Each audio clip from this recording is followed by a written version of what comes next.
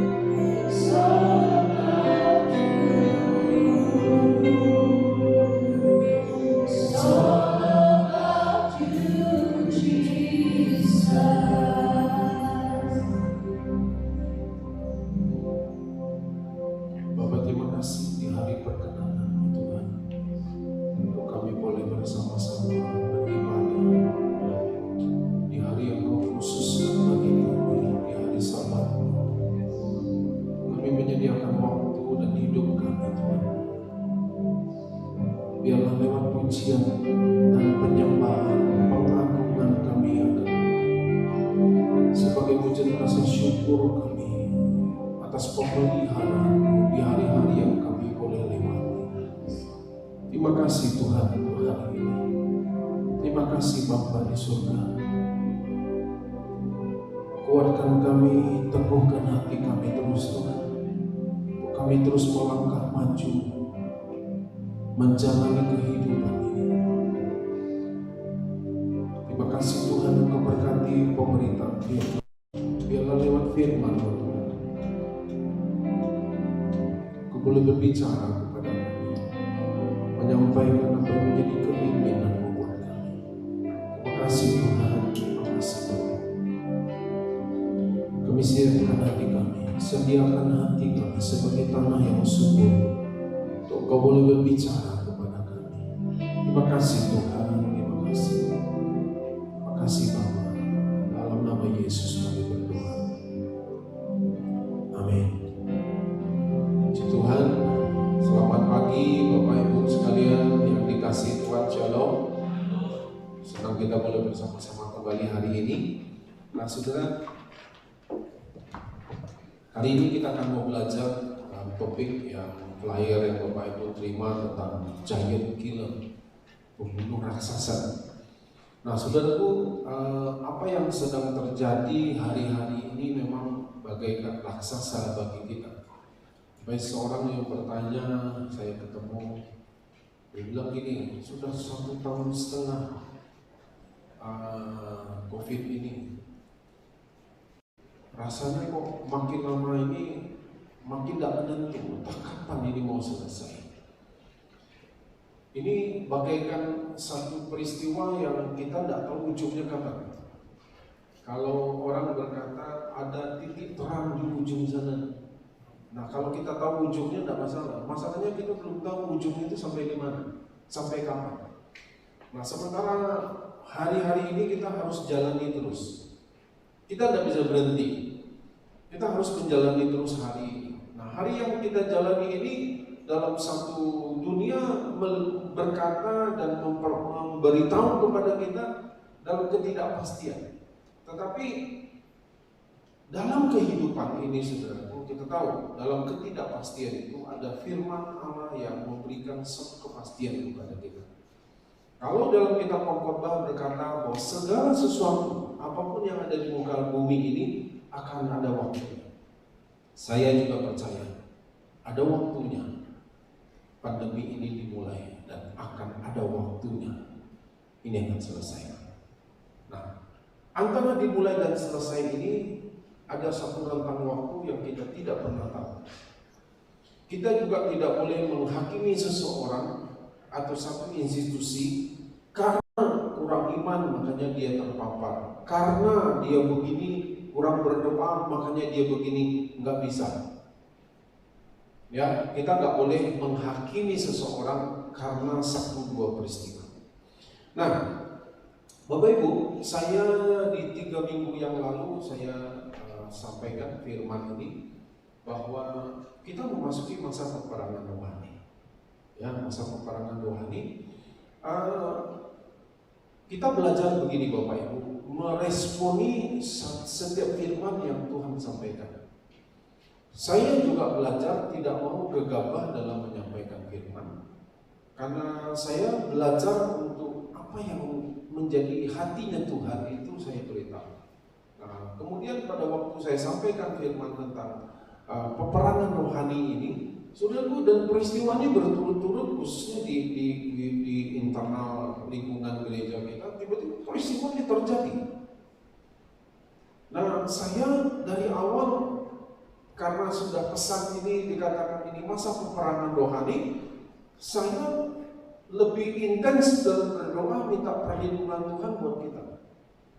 Ada sesuatu yang Tuhan, kalau Tuhan izinkan sesuatu, saya hanya minta Tuhan anugerah Tuhan, kasih karunia buat kami. Kalaupun ada terjadi sesuatu, ada sesuatu yang di luar kita penalaran kita itu terjadi, saya minta anugerah. Supaya apa? Supaya kami bisa melewati masa-masa peperangan ini dengan kami bisa menceritakan bahwa kami melewatinya dan ada kemenangan dalam peristiwa-peristiwa. Nah, hari ini kita akan belajar saudaraku bagaimana kita ya menjadi giant killer, pembunuh raksasa. Ya, COVID ini bagaikan raksasa saudara. Ya, nah kita akan belajar dari bagaimana caranya dan kemudian kita bisa mengatasi keadaan-keadaan seperti ini. Ya, kita akan buka Alkitab kita dari 1 Samuel pasal 17 ayat yang ke-17. Ayat 47. 1 Samuel 17 ayat 47. Ya. Katakan begini, dan supaya jemaah ini tahu bahwa Tuhan menyelamatkan bukan dengan pedang dan bukan dengan lembing, sebab di tangan Tuhanlah pertempuran dan Ia pun menyerahkan kamu ke dalam tangan kami. Ini perkataan Daud kepada Goliat.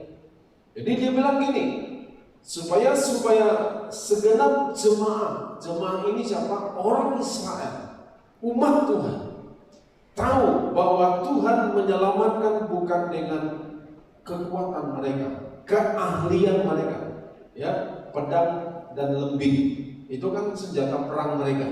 Tapi dia bilang gini, sebab di tangan Tuhanlah pertempuran dan Ia pun menyerahkan kamu ke dalam tangan kami. Nah, saudara, kita akan coba lihat peristiwa Daud dengan Goliat ini.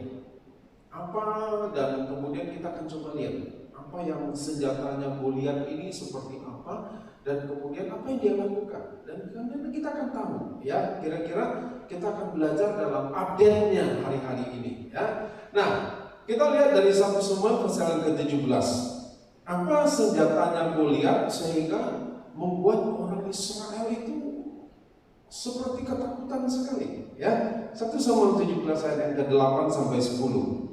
Katakan begini, 1 Samuel 17 ayat 8 sampai yang ke-10. Dikatakan begini, ia berdiri, yakni Goliat, berdiri dan berseru kepada barisan Israel. Katanya kepada mereka, mengapa kamu keluar untuk mengatur barisan perangmu? Bukankah aku seorang Filistin dan kamu adalah hamba Saul?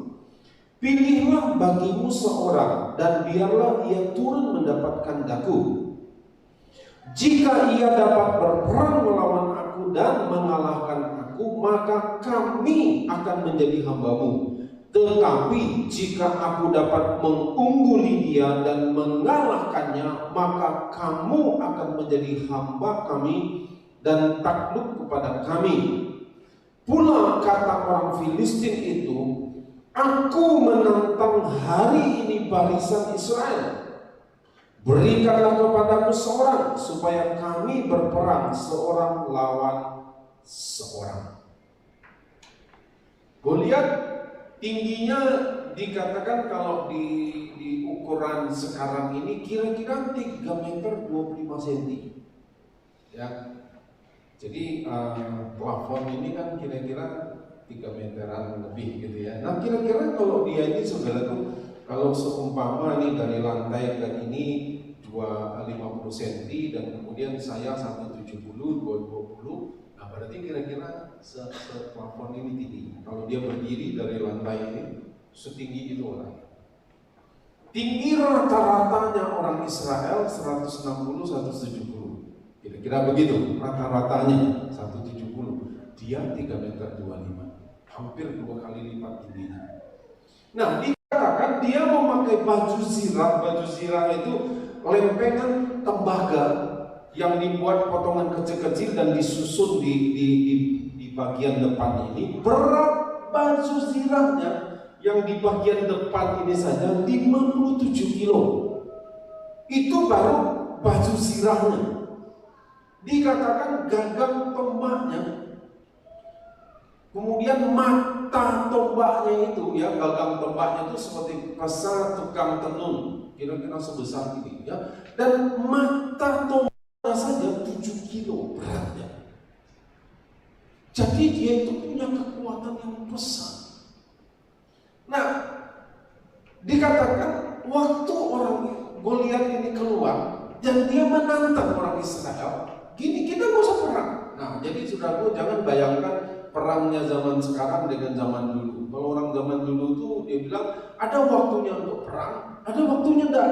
Jadi kalau memang musimnya perang, maka bangsa-bangsa ini akan datang, dia akan menyerang bangsa-bangsa lain. supaya bangsa itu takluk dan ada di bawah jajahan dia. Nanti akan ada waktu musim dingin, berhenti perang. Karena kalau musim dingin kan susah perang, persediaan makanan sulit dan sebagainya. Nah, jadi pada waktu itu mereka sudah ngatur barisannya. Dan Goliat tampil. Di sini orang Israel, di sana orang Filistin. Dia bilang gini, kau tidak perang, 1 lawan 1. Aku mewakili Filistin. Silakan siapa saja yang di antara kamu boleh tampil 1 lawan 1. Tadi yang kita baca, kalau saya kalah, kami akan jadi hamba untuk kamu. Tapi kalau kamu kalah, maka kamu akan jadi hamba dan takluk kepada kami. Kira-kira menurut saudara, Goliat itu tahu nggak kekuatannya dia? Dan dia tahu nggak kekuatannya orang Israel? Makanya dia berani nantang, ya kan? Bukan karena ini asal-asal. Dia tahu bahwa dia pasti akan menang. Kenapa? Karena kekuatan. Dia kuat, tinggi, besar. Dan senjatanya aja sudah sedemikian hebatnya. Apalagi dibanding dengan orang Israel. Makanya dikatakan orang Israel ada yang berani. Nah, saudaraku, Goliat itu punya senjata. Sebetulnya kalau kita mau lihat dalam kehidupan kita sekarang ini, musuh kita punya senjata. Memang kelihatannya dia itu raksasa, saudara. Dunia sekarang ini kan, apa senjatanya? Itu namanya intimidasi. Jadi dia mau intimidasi orang-orang percaya. Itu senjata musuh kita. Dia mau intimidasi orang-orang percaya. Dia mau intimidasi kita. Itu senjata dia. Wah, sampai kan dia kata, ayo perang kita 1 lawan 1. Kalau kamu menang, aku jadi hamba. Tapi kalau kamu kalah, kamu, wow, saudaraku, dan ini membuat orang Israel takut. Intimidasi. Nah, saudaraku, hari-hari ini dia memunculkan intimidasi yang baru kan. Begitu rasanya sudah mulai lega, tiba-tiba katanya muncul varian baru dari COVID ini. Dan ini menakutkan orang. Kenapa? Karena apa yang terjadi dengan orang yang terpapar varian yang baru ini dalam hitungan hari meninggal. Kalau dulu bisa seminggu, 2 minggu kemudian, tapi ini dalam hitungan hari tiba-tiba dia udah meninggal. Kenapa? Kena COVID. 2-3 hari cepat meninggal. Ini intimidasinya, saudara, si musuh kita. Apakah dia akan berhenti? Siapa yang tahu? Besok-besok muncul varian yang baru, kita juga gak pernah tahu. Kalau dulu lewat droplet katanya, makanya pakai masker. Sekarang katanya tidak lewat droplet. Kenapa? Karena lewat udara. Lalu udara di stop, mati kita kan. Mau tidak mau kita harus beraktivitas keluar. Dikurung di rumah terus tetap ada udara yang berputar di sana. Mau saudara buat kedap udara di rumah kita, mana mungkin? Kita terus menjalani kehidupan ini. Kita tetap butuh oksigen udara yang di sekitar kita. Tidak akan mungkin kita stop. Dan sementara virus itu kita nggak pernah tahu dia ada di mana. Buat kami, saudara, sebagai gembala, saudara, kami berdua bukan tidak mempertimbangkan kita ada ibadah begini. Oh, banyak pertimbangan, tapi membuktikan bahwa kami punya iman, kami punya keberanian, kami tetap ada. Kita bilang, oke, kita berdoa. Saya berdoa, Tuhan, gimana Tuhan? Pesannya cuma satu, selagi ada orang mau datang ibadah, kamu tetap adakan ibadah. Ini yang mau bikin saya, oke Tuhan. Saya mulai memberanikan diri, melatih iman. Supaya apa? Supaya nanti kan banyak musuh-musuh. Kan ini kan jadi klaster baru nih. Oh ini itulah kalian, ini gini-gini. Oh macam intimidasi. Tapi membuktikan bahwa saya pun belajar bahwa ini pun kami dilatih imannya oleh Tuhan. Supaya apa? Supaya kita semua mengalami kemenangan, saudara. Nah, dalam arti intimidasi itu, arti katanya itu adalah tindakan menakut-nakuti yang disertai dengan ancaman dan gertakan. Itu arti kata intimidasi. Jadi tindakan menakut-nakuti yang disertai gertakan dan ancaman. Itu arti intimidasi. Bahkan dalam pengertian yang lebih luas lagi dikatakan intimidasi ini meruntuhkan reputasi dan hubungan seseorang. Meruntuhkan reputasi atau hubungan seseorang. Ini arti kata ya, etimologinya. Saudaraku, jadi intimidasi itu tindakan menakut-nakuti, dan ini yang dilakukan Goliat, dan ini yang dilakukan musuh kita sekarang kepada kita. Nah, mereka ternyata orang Israel terintimidasi dengan Goliat. Dia terintimidasi. Apa buktinya? Nah, supaya kita tahu, aku ini terintimidasi enggak dengan musuh? Ya, musuh sekarang sedang melemparkan panah berapinya, namanya varian Delta Plus. Besok mungkin varian apa lagi, ya? Mungkin besok lusa varian apa lagi. Tapi dia akan coba terus lemparkan panah berapinya. Lemparkan, untung semoga kena ke orang. Ya kan begitu. Nah, ternyata kita lihat pada waktu si musuh ini, si Goliat, dia mengintimidasi orang Israel terintimidasi.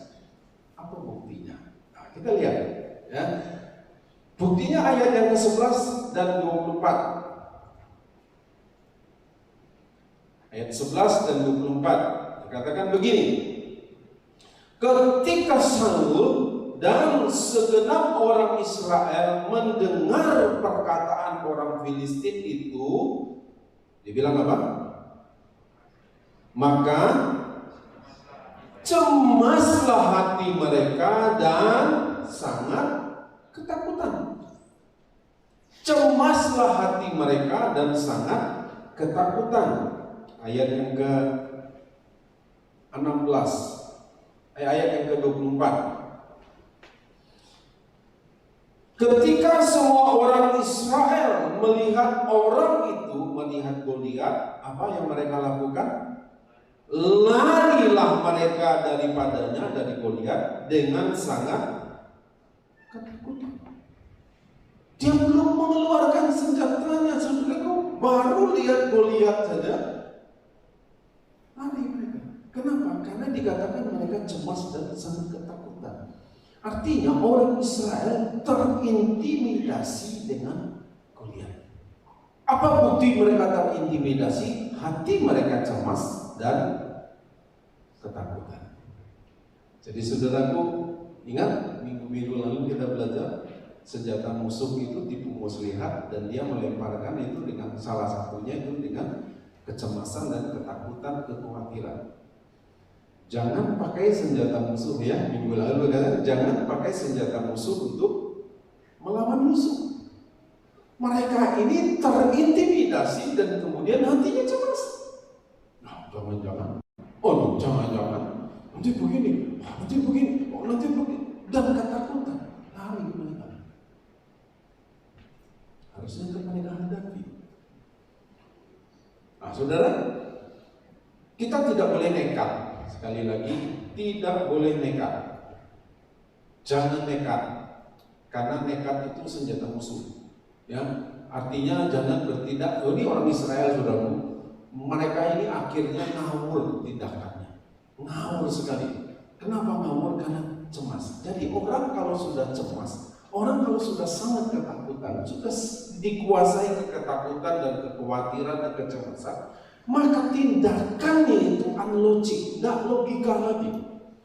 Logikanya sudah tidak main lagi, tidak masuk akal yang dia buat.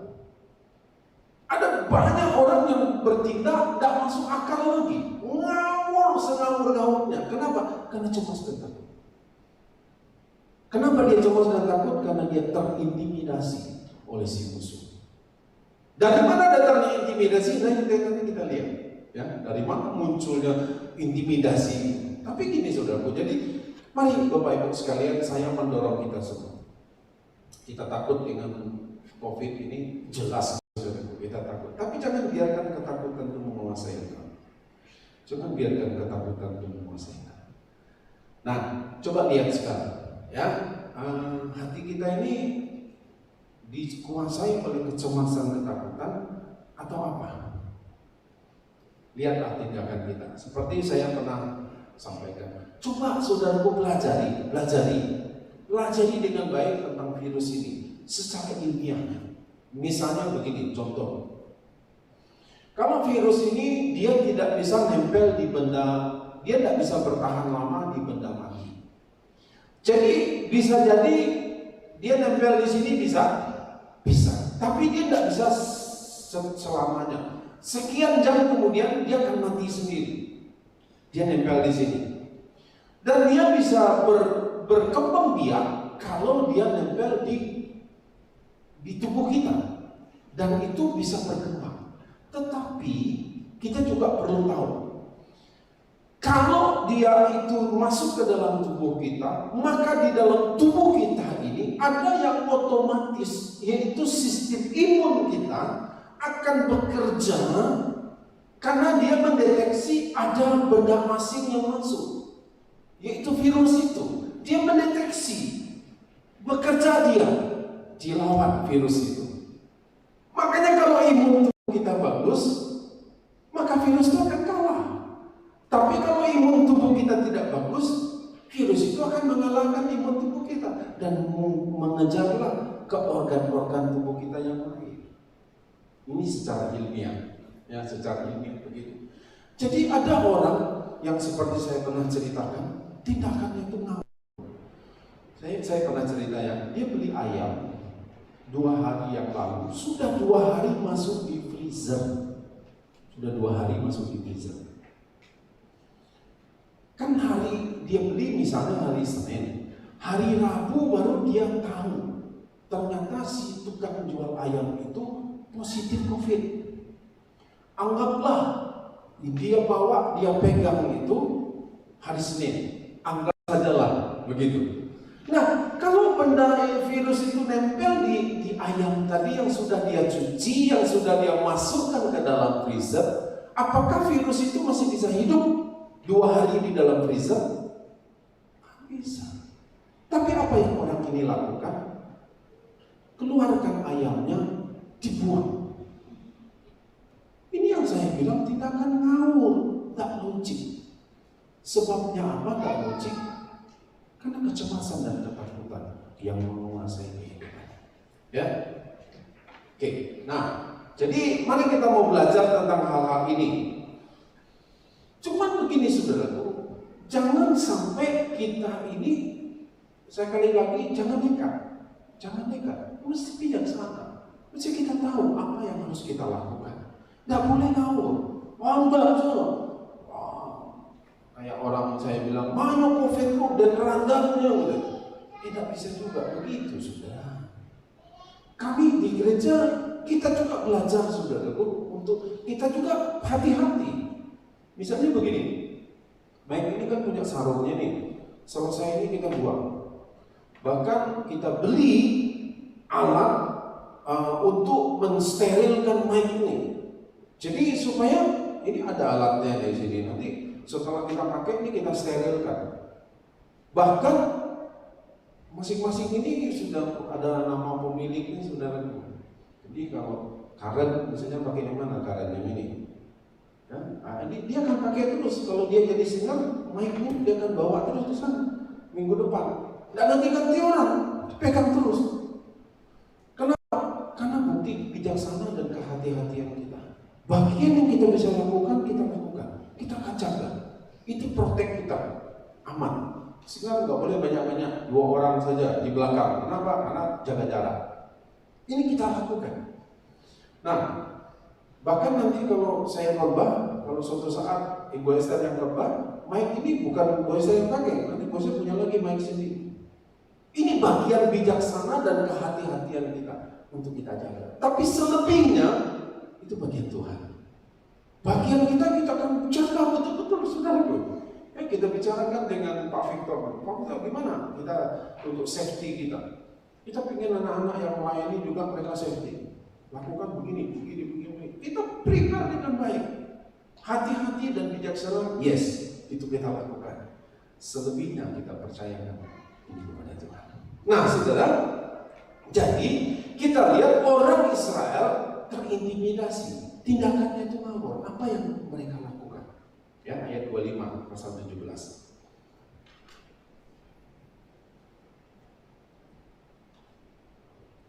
Ayat 25.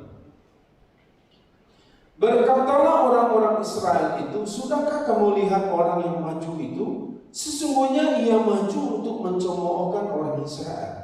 Orang yang mengalahkan dia akan dianugerahi raja kekayaan yang besar. Raja akan memberikan anaknya yang perempuan kepadanya, dan kaum keluarganya akan dibebaskan dari pajak di Israel. Ini ngawur, saudara. Saya bilang tindakan ngawur, tidak logika, amnojik. Raja Saul itu dalam bagian yang lain dikatakan pada waktu dia dipilih menjadi raja, tingginya sekepala lebih tinggi dibanding rata-rata orang Israel. Saya katakan tadi, kalau rata-ratanya orang Israel anggap dia 170, dia itu 195 tingginya. Ya, tinggi, lebih tinggi 20-25 cm dibanding Raja Saul. Itu paling tinggi di antara orang Israel, dia paling tinggi. Dia itu orang lain 170 tingginya, dia 195 tingginya. Nah, dia saja yang lebih gede badannya. Raja yang biasa memimpin peperangan tidak berani. Saul, dia punya panglima angkatan bersenjata, panglima tentaranya, namanya Abner. Dia dijadikan panglima angkatan bersenjatanya. Kenapa? Karena dia hebat. Orang hebat itu aja tidak berani sama Goliat. Dipancing lagi orang-orang lain, tentara yang biasa-biasa saja. Siapa yang berani mengalahkan Goliat, maka anak perempuanku akan kukasih kepada dia.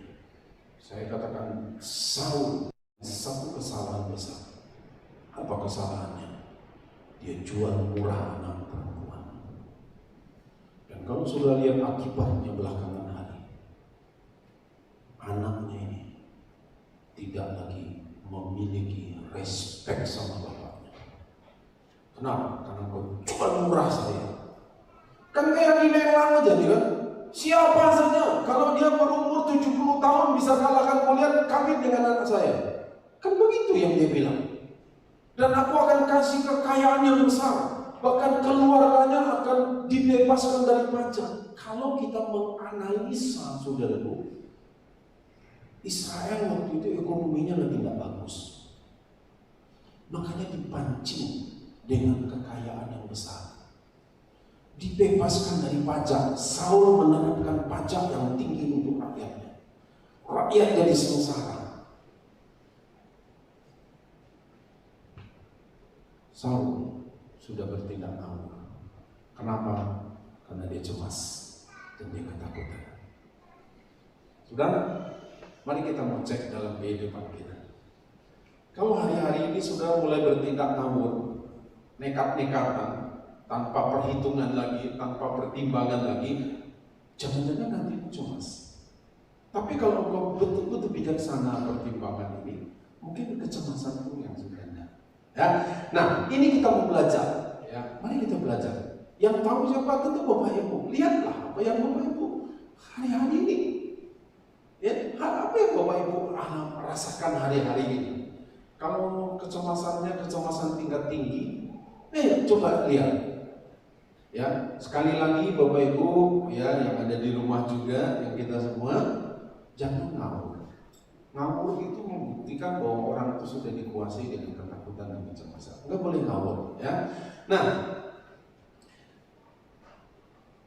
ini yang minggu lalu saya katakan, Saul dan tentaranya orang Israel, dia pakai senjata musuh untuk mencoba melawan musuh. Nggak bisa, saudara. Dia akan kalah. Ini dibuktikan. 40 hari tiap hari Goliat itu menghina, merencahkan, itu katakan meruntuhkan reputasinya orang Israel. Mana berani lawan saya? Mana begitu dengar suaranya lari orang Israel. Belum mulai perang udah lari. 40 hari dibully, dicaci, dicemooh, dihina, dan orang Israel tidak berdaya, kehilangan keberanian. Kenapa? Karena dia pakai senjata musuh, mencoba untuk melawan musuh. Enggak bisa. Nggak bisa. Sudah mau jadi giant killer, pembunuh raksasa, coba pakai senjata musuh. Ya, kita lihat, ya, bagaimana supaya kita bisa jadi giant killer, pembunuh raksasa. Kita bisa memenangkan pertempuran kita. Ya apapun lah, mungkin sekarang COVID, besok apa, mungkin kita nggak COVID hari ini yang raksasa kita. Mungkin ada yang lain. Ya, ada apa? Mungkin utang piutang atau masalah hubungan atau apa. Mungkin raksasa kita beda-beda. Beda-beda yang kita alami hari ini, tapi kita melihat bagaimana kita bisa mengalahkan. Jadi giant killer, ya. Saya melihat cuma begini. Jangan takut atau tidak takut terhadap musuh. Ini mulai dulu stepnya itu tidak takut dulu sama musuh. Oh dia raksasa, jangan takut dulu. Tidak takut dulu. Itu membuktikan kita itu tidak pakai senjata musuh. Tapi kalau kita sudah, waduh dia ini nggak bisa tuh, wah bagaimana mungkin. Nah ini kita sudah mulai pakai senjata musuh. Mulai dulu dengan kita. Oke, aku cek dulu hati kita di mana. Nah sekarang kita lihat. Apa dasarnya untuk kita tidak takut? Tentu ada dasarnya. Tidak boleh ngawur juga. Oh, ada rundown COVID. Tidak bisa juga begitu, saudaraku. Karena kenyataan kan membuktikan. Ada banyak contoh. Kenapa tidak vaksin? Aku tidak percaya. Tidak percaya COVID itu rekayasa saja, itu politik tuh. 3 hari kemudian mati. Mati kenapa? Positif COVID. Tidak percaya. Tidak ada COVID itu. Lihat video. Tidak COVID, ini tidak COVID, ini sakit ini mana nih COVID, gini gitu. Beberapa 1 minggu kemudian mati positif COVID. Nggak bisa, saudara, nggak bisa ngawur, ya, nggak bisa seenaknya, nggak bisa terus nantang, jangan, nggak boleh nantang itu. Apa dasarnya untuk kita tidak takut? Kita mesti ngerti dasarnya itu apa. Kenapa kita tidak takut? Karena ada dasar. Saya melihat dasarnya untuk tidak takut adalah Daud tidak melihat kepada Goliatnya sebagai raksasa, tapi dia melihat kepada Tuhan yang perkasa.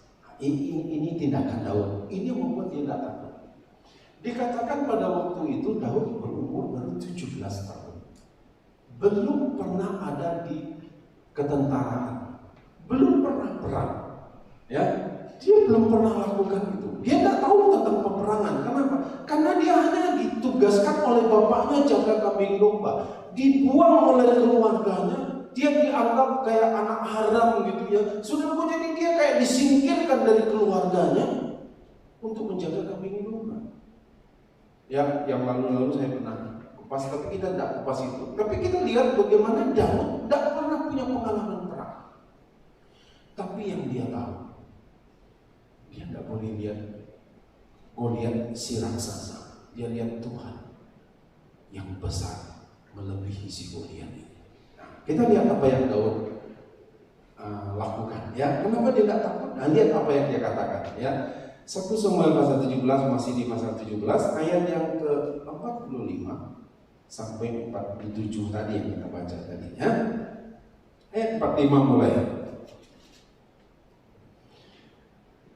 Tetapi Daud berkata kepada orang Filistin itu, kepada Goliat itu, engkau mendatangi aku dengan pedang dan tombak dan lembing. Dia sebutkan semua senjatanya Goliat. Engkau mendatangi aku dengan pedang, tombak, dan lembing. Tetapi aku mendatangi engkau dengan apa? Nama Tuhan. Daud punya senjata, punya ketapel. Dia sebelum dia maju menghadapi Goliat, dia sudah pergi dulu ke sungai, ngambil batu 5 buah. Dia taruh di kantongnya tempat biasa simpan batu. Daud punya senjata, punya. Tapi bukan itu yang dia andalkan. Dia bilang apa? Aku mendatangi kamu dalam nama Tuhan. Lanjut. Aku mendatangi engkau dengan nama Tuhan semesta alam, Allah segala barisan Israel yang kau tantang itu. Hari ini juga. Dia bilang apa? Tuhan. Bukan aku, tapi Tuhan akan menyerahkan engkau ke dalam tanganku, dan aku akan mengalahkan engkau dan memenggal kepalamu dari tubuhmu. Hari ini juga aku akan memberikan mayatmu dan mayat tentara orang Filistin kepada burung-burung di udara dan kepada binatang-binatang liar, supaya seluruh bumi tahu bahwa Israel mempunyai Allah. Dan supaya segenap jemaah ini tahu bahwa Tuhan menyelamatkan bukan dengan pedang dan bukan dengan lembing. Sebab di tangan Tuhanlah pertempuran, dan Ia pun menyerahkan kamu ke dalam tangan kami. Lalu kamu punya senjata dan kamu datangi aku dengan keahlian. Punya pedang, punya tombak, punya lembing. Tapi aku punya senjata. Tapi aku tidak andalkan dia. Aku punya Tuhan. Tuhan yang akan taklukkannya. Tuhan akan serahkan kamu kepada. Lalu ini membuktikan imannya Daud. Ini membuktikan inilah imannya Daud.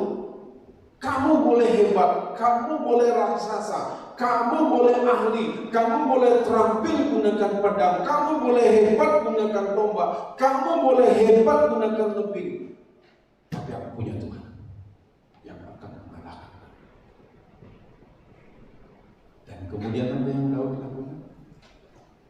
Dia ambil alih-alih atau ketapelnya. Ketapelnya tentu bukan ketapel yang kayak kita yang huruf V dan ketapelnya dia itu satu untaian tali yang di ujungnya itu ada kulit yang kayak begini, ya. Jadi ditaruhlah batu itu di kulit, kantong kulit yang bentuknya seperti ini. Kemudian dia akan putarkan begini, saudara. Nah, kalau dia mau lepaskan batu itu, maka dia akan kayak sedikit digenjot, tek gitu, maka batu itu akan lepas. Perlu memang latihan, keahlian, supaya sampai begitu dia mau lepas, batunya sudah lepas di belakang gitu ya. Jadi dia mesti punya keahlian, mesti punya keterampilan. Kapan dia latih itu? Waktu dia menggembalakan kambing domba, dia sudah latih. Tetapi dia mempercayakan ini kepada Tuhan. Apa buktinya? Saudara, pada waktu batu itu melesat ke Goliat, maka batu itu dia memang menginjak bagian muka. Karena kalau di sini kan sudah ada tembaga yang melindungi, di sini ada yang lain-lain yang melindungi, sepatunya juga ada yang melindungi. Jadi tidak bisa satu-satunya bagian muka yang tidak terlindungi. Ada ketopok, tapi kan di sini tetap ada yang kosong. Dan dia ngincar itu. Tetapi saudaraku, yang membuktikan kalau iman bekerja, Tuhan akan membuktikan sesuatu yang berbeda secara ilmu fisika. Kalau batu itu melesat ke dahinya Goliat, maka daya dorong daripada batu itu akan membuat Goliat jatuhnya kemana? Ke belakang, betul ya? Tetapi pada waktu batu ini kena di dahinya Goliat justru jatuhnya ke depan. Ini yang membuktikan membuktikan bahwa iman itu, kalau iman itu bekerja dengan baik, maka Tuhan akan ikut bekerja. Dan cara-caranya Tuhan itu jauh lebih hebat daripada cara kita. Cara-caranya Tuhan jauh lebih hebat daripada cara kita. Nah, sekarang kan kita ingin tahu, ya saya punya iman, saya percaya. Oke, dari mana kita tahu kita punya iman? Ya, supaya saudara bisa cek sendiri, saudara imanmu bekerja apa enggak? Nah, dari mana kita tahu? Nah, sekarang kita cuma mau lihat dari mana kita bisa tahu, oh aku memang iman bekerja ini. Ya, 2 Korintus pasal yang keempat ayat 13. Ya, 2 Korintus 4 ayat 13 katakan begini. Namun karena kami memiliki roh iman yang sama, seperti ada tertulis, aku percaya, sebab itu aku apa? Halo? Berkata-kata. Maka kami juga percaya, dan sebab itu kami juga berkata-kata.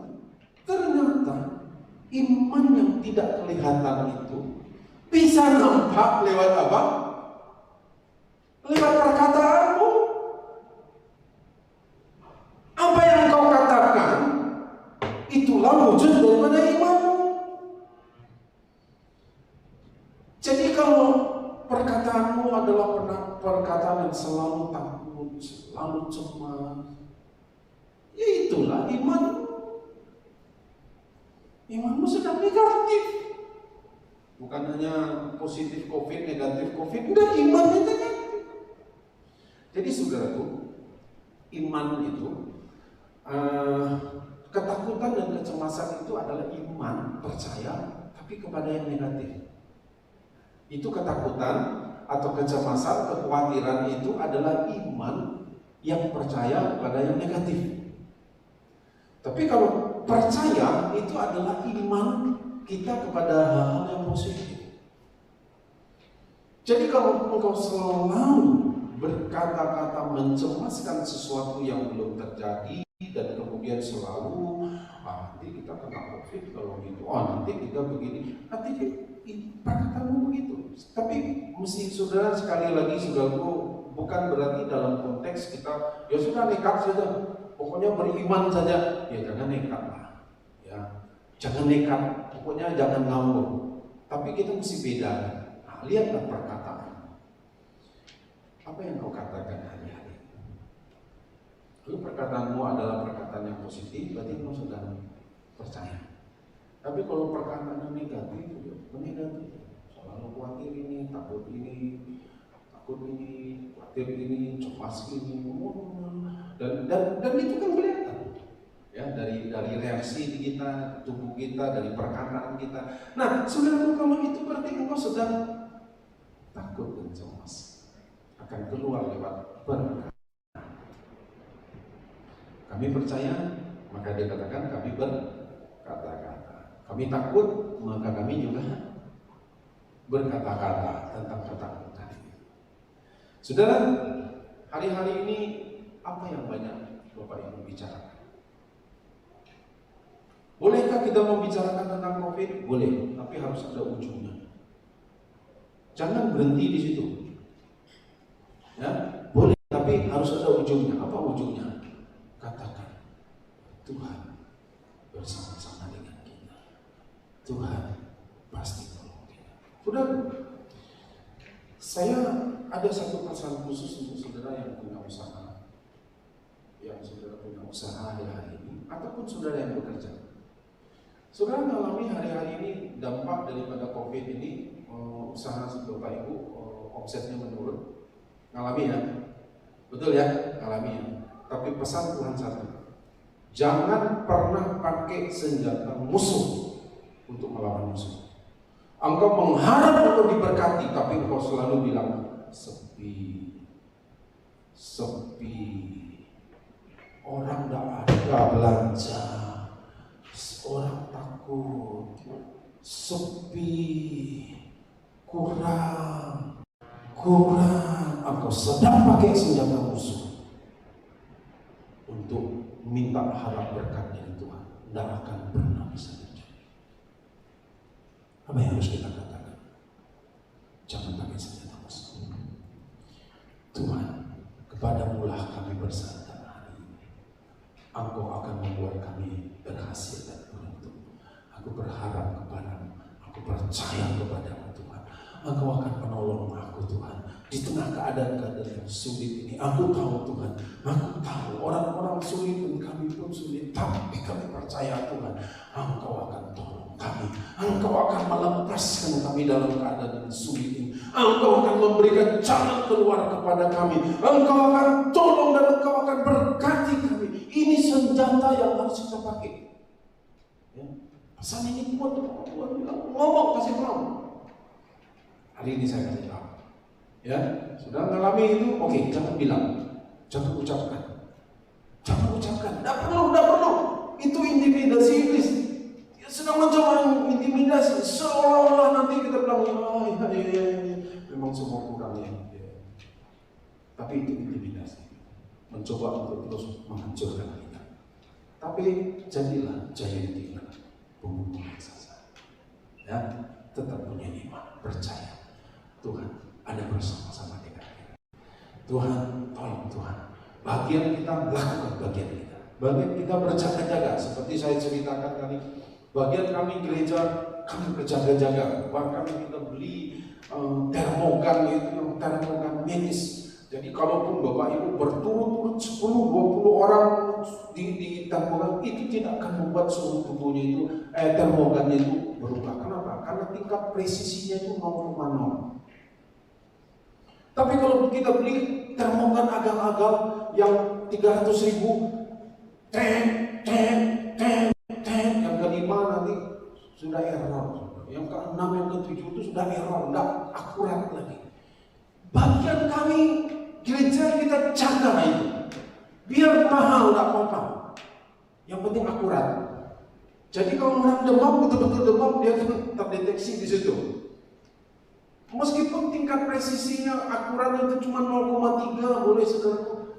Misalnya demamnya itu 38 demam. Lah kalau dia presisinya yang tingkat ketidakakuratan itu 0,3 tingkat errornya, kan berarti dia deteksinya 37,7. Dianggap tidak demam, padahal orangnya demam. Nah, kita berubah, itu bagian kita. Bagian kita jaga. Pakai masker tetap, oke kita jaga, kecuali korban supaya suaranya jelas. Itu aja. Tapi itu pun, itu tetap bagian kita jaga. Masing-masing kita perketat, kita jaga. Supaya itu bagian kita. Selebihnya, bagian Tuhan.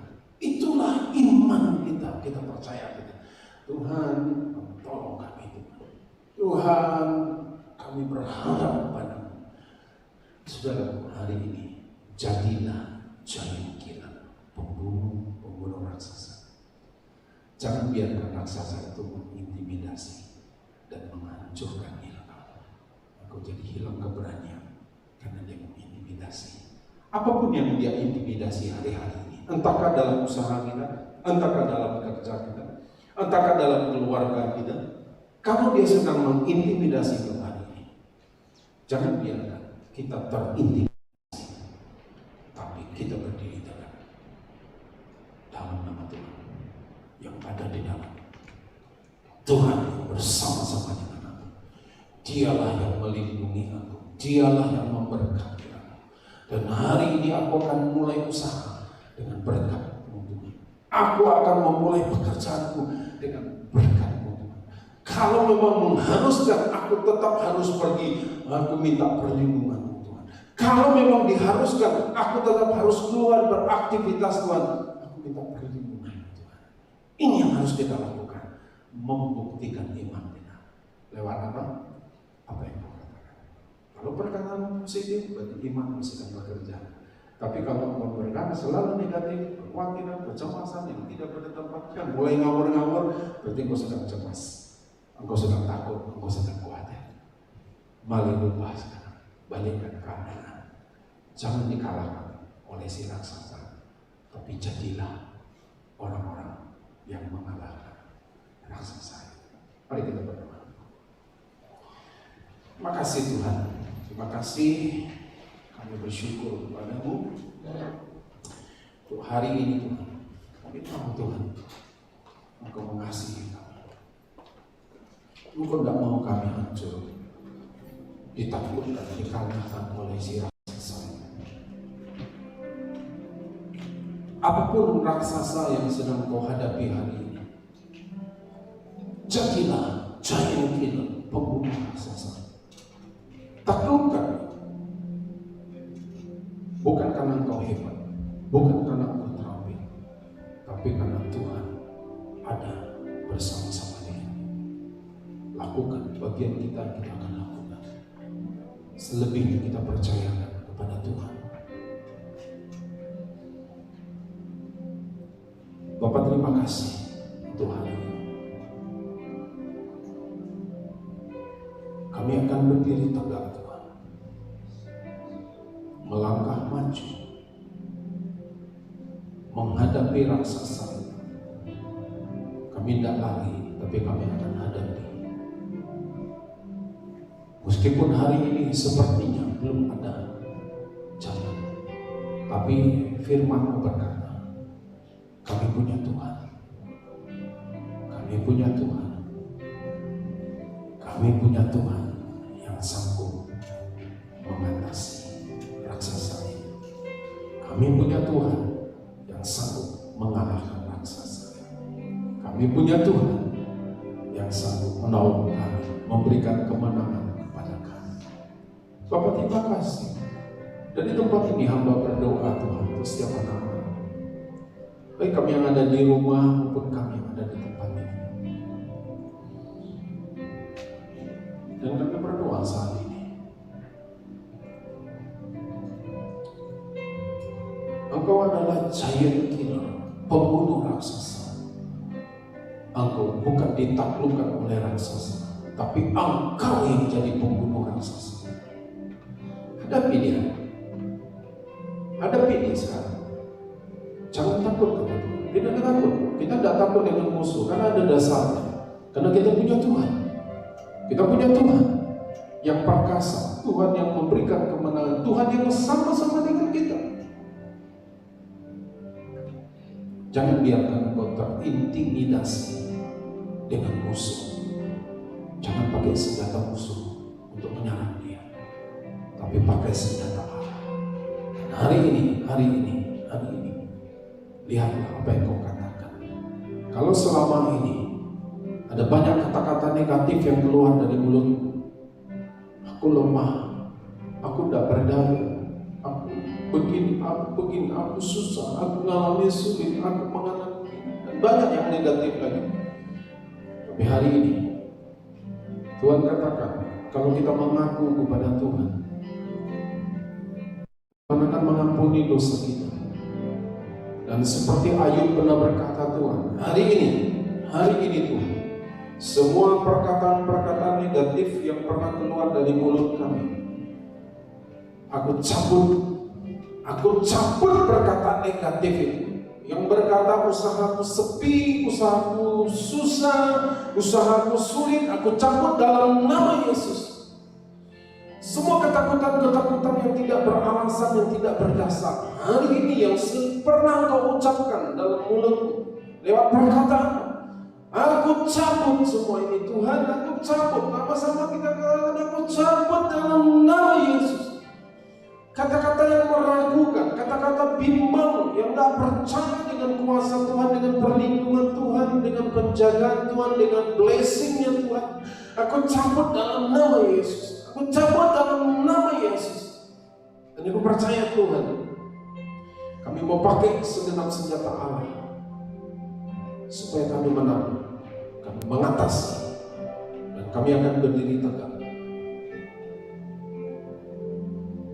Terima kasih Tuhan, terima kasih Tuhan, terima kasih Tuhan, terima kasih Tuhan, terima kasih Tuhan, terima kasih, terima kasih Tuhan, terima kasih. Karena masyarakat, terima kasih Tuhan.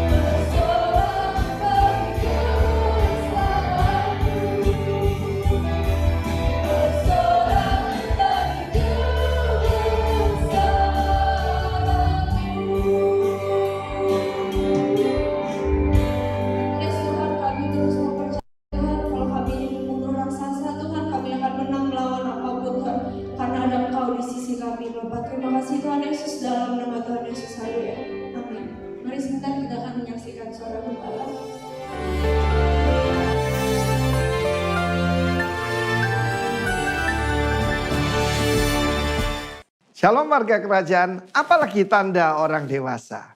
Orang dewasa tidak melihat kesempitan, mereka melihat kesempatan. Saya sering katakan ada dua golongan orang, itu orang Jepang dan orang Tionghoa yang tidak punya kosakata krisis dalam bahasa mereka. Yang ada cuma opportunity, dangerous opportunity.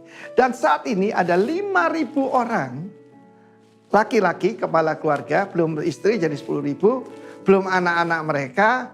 Zaman itu ya satu keluarga masih sedikit 4 anaknya ya. Dan apa yang terjadi mungkin 40.000 orang. Dan apa yang terjadi saudaraku, murid-murid cuma melihat yaitu masalah. Hari sudah malam, tempat ini sunyi. Dan mereka usul kepada Tuhan Yesus. Suruh mereka pergi. Suruh cari makan sendiri di desa-desa. Saudaraku, apa seperti itu mentalitas kita? Tetapi ada seorang anak kecil melihat kesempatan. Dia begitu dipenuhi dengan hadirat Tuhan, ya, dipenuhi dengan kasih Tuhan. Coba bayangkan, masa 40.000 orang itu tidak ada satupun yang tergerak seperti anak kecil ini, ya. Mereka semua ikut Tuhan, sudah dengarkan khotbah dari pagi sampai malam ya, sudah sore menjelang malam. Dia serahkan 5 roti 2 ikan. Ikan di Danau Galilea yaitu seperti ikan mujair segini ya ukurannya ya. Masa anak kecil makannya 2 ikan, 5 roti kan kebanyakan. Rupanya ibunya yang mengajar, nak, kalau makan jangan pernah sendiri, bagi dengan temanmu. Dia sedang menyediakan anak ini supaya jadi kaya. Orang beruang dengan orang kaya itu beda. Kalau beruang ya cuma punya uang. Ya, karena itu seperti beruang saudara ya. Tetapi kalau orang kaya itu suka berbagi. Dan anak ini melihat kesempatan. Dia tahu Yesus bisa menggandakan roti dan dia dengar. Bukan Musa yang memberi makan kamu di padang belantara, tapi Bapakku yang di sorga. Dan dia juga tahu Nabi Elisa pada zaman itu, yang zaman dahulu itu, pernah itu di tangannya berlipat ganda dengan firman Tuhan, 100 orang jadi kenyang. Padahal makanan cuma untuk beberapa orang. Dia bilang, ini kesempatan lihat mujizat. Mujizat cuma terjadi di waktu terjadi kesesakan. Seperti hari-hari ini. Ketika obat itu dibeli oleh orang Jakarta, ya di Bali tidak ada obatnya, saudara. Remdesivir, Actemra, ya. Bahkan yang sederhana Avigan dibeli orang Jakarta semua. Lalu dijual dengan harga lipat ganda. Kiranya Tuhan memperingatkan mereka. Saya tidak boleh mengutuk ya. Tapi orang semacam itu perlu dihukum, saudara ya. Tetapi Yesus berkata, kamu harus memberi mereka makan. Kita mesti merubah pola pikir kita. Bukan penerima, tetapi pemberi. Saya pernah sering cerita bedanya raja dengan pengemis. Tadi minggu yang lalu bedanya orang dewasa dengan anak-anak. Orang dewasa memberikan angpau. Anak kecil menunggu angpau. Yesus berkata, tidak perlu mereka pergi. Jangan jadikan mereka masalah. Jadikan mereka resipien untuk menerima berkat Tuhan. Disuruh duduk. Dan saudara, Yesus mengambilnya menengadah ke atas. Saudara ingin mengalami mujizat? Menengadah ke atas. Kalau melihat ke bawah, saudara tidak pernah, yaitu akan mengalami berkat Tuhan. Lihat sumbermu. Abba, Bapa itu artinya sumber. Lalu kemudian dia memberkatinya. Dipecah-pecahkannya. Dan di tangan daripada murid-murid. Dia diajar oleh Tuhan ya. Jangan seperti anak-anak, jadi orang dewasa. Terjadi pelipat gandaan. Pelipat gandaan akan terjadi di tangan saudara dan saya. Tuhan memberkati.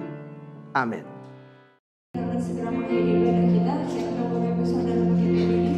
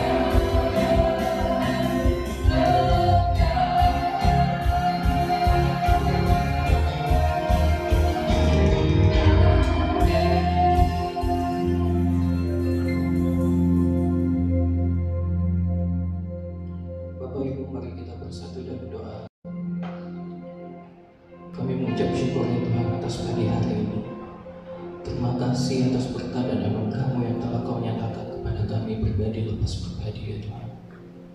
Terima kasih atas penyertaan-Mu sepanjang kegiatan ibadah kami pada pagi hari ini ya Tuhan. Sehingga kegiatan ibadah kami dapat berjalan dengan lancar mulai dari awal pertengahan hingga sampai dengan akhir. Kami juga mengucap syukur ya Tuhan karena masih diberikan kesempatan untuk dapat memuliakan dan melakukan nama-Mu di tempat ini. Serta kami dapat mendengarkan kebenaran firman-Mu ya Tuhan. Semoga kebenaran firman yang telah kami dengarkan pada pagi hari ini ya Tuhan dapat menjadi pegangan dan pedoman dalam kehidupan kami, sehingga kami dapat dengan ketulusan hati dapat menjalankan kehidupan kami ini ya Tuhan. Kami percaya dan yakin ya Tuhan, Engkau yang selalu menopang kehidupan kami. Engkau melindungi kami dari mara bahaya ya Tuhan. Engkau membebaskan kami dari yang jahat ya Tuhan. Dan juga ya Tuhan, Engkau menarik kami ya Tuhan untuk dapat menikmati betapa tinggi dalamnya kasih-Mu ya Tuhan. Serta Engkau yang membimbing kami ya Tuhan untuk berjalan kepada rumput yang hijau dan air yang tenang ya Tuhan. Kami yakin dan percaya ya Tuhan, Engkau yang menyegarkan jiwa kami, Engkau yang menyembuhkan kami ya Tuhan, dan bahkan Engkau membalut setiap hati kami yang terluka ya Tuhan. juga ingin berdoa ya Tuhan buat Gembala Pusat kami Bapak Timotius Arif dan Bapak Ridal, serta Gembala kami di tempat ini ya Tuhan, Bapak Pendeta Yones Bidi dan Ibu Hesti ya Tuhan, serta seluruh keluarga besar ya Bapak. Sekiranya Engkau selalu memberikan mereka kesehatan ya Bapak, berikan mereka damai sukacita, kesabaran dalam menuntut kami, mengajar kami dan mengembalakan kami anak-anak ya Tuhan, serta berkati setiap pelayanan mereka kepada mereka seperti melayani dan menyampaikan firman Tuhan. Berkati juga ya Tuhan bangsa kami, bangsa Indonesia ya Bapak. Biarlah bangsa kami ini bisa pulih dan diberkati dan terbebas dari COVID-19 yang ada ya Tuhan. Kami yakin dan percaya Tuhan matamu sudah tertuju untuk bangsa kami ya Tuhan. Berkati setiap elemen pemerintahnya ada di kota, bangsa dan negara kami ini ya Tuhan. Biarlah mereka dapat bekerja sesuai dengan fungsi, tugas dan tanggung jawab mereka masing-masing ya Tuhan. Biarlah kuasa nyata di tengah-tengah mereka ya Bapa yang memimpin kota, bangsa dan negara kami ini ya Tuhan. Tidak lupa juga ya Tuhan, kami ingin berdoa buat jemaat yang ada di tempat ini dan di rumah ya Tuhan. Kiranya kasih-Mu selalu ada di tengah-tengah kami. Berkati setiap keluarga demi keluarga ya Tuhan, pekerjaan bahkan sampai dengan pendidikan yang sedang kami tempuh Tuhan. Kami juga ingin berdoa ya Tuhan buat hotel kerja di Bumi Minang ya Tuhan, di mana setiap minggunya kami melakukan kegiatan ibadah kami di tempat ini. Berkati manajemen hotel ini ya Bapak, mulai dari CEO hingga para staf yang bekerja di tempat ini. Kami akan memberikan persembahan kami ya Tuhan. Sekiranya Engkau mau memberkati setiap tangan anak-anak-Mu yang akan memberikan persembahan pada pagi hari ini. Baik itu ucapan syukur, perpuluhan diakonia ya Tuhan. Dan nantinya Engkau yang akan membalas yang berlipat-lipat dan ganda ya Tuhan. Sebentar lagi kami akan kembali ke rumah kami masing-masing ya Tuhan. Sekiranya Engkau selalu menyertai setiap langkah demi langkah kami, sehingga kami dapat selamat sampai di rumah dan dapat melanjutkan aktivitas kami selanjutnya. Dan kami pun rindu untuk menerima berkat melalui perantara Hamba. Mari Bapak Ibu kita mengangkat tangan kita, mengharapkan diri kepada Tuhan. Saudara yang dikasihi oleh Tuhan, pulang dan terimalah berkat kasih karunia yang berlimpah dari Allah Bapa. Damai sukacita dari Yesus Kristus anaknya dapat sebentar dengan Allah Kudus yang menyertai kehidupan mulai dari saat ini dan bahkan sampai selama-lamanya. Semua yang percaya dan diberkati, mari bersama-sama katakan amin. Selamat hari Minggu, Tuhan memberkati Bapak Ibu sekalian. Shalom.